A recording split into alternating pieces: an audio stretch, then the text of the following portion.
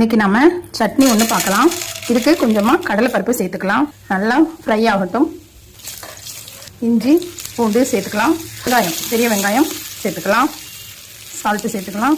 கடலைப்பருப்பு, சால்ட்டு, வெங்காயம் நல்லா ஃப்ரை ஆகணும். இந்த வெங்காயம் எந்த அளவுக்கு ஃப்ரை ஆகுதோ அந்த அளவுக்கு சட்னி டேஸ்ட்டாக இருக்கும்.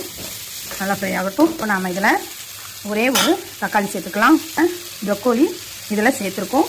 நம்ம எந்த அளவுக்கு சட்னி வேணுமோ அந்த அளவுக்கு சேர்த்துக்கலாம். மல்லியோட தலைகள், அதாவது அந்த காம்பு இருக்கு இல்லையா, மல்லி தலையோட காம்பு, கொஞ்சமாக மல்லி இலைகள் சேர்த்துப்போம். ஒரு கைப்பிடி அளவு பச்சை கருவேப்பிலை.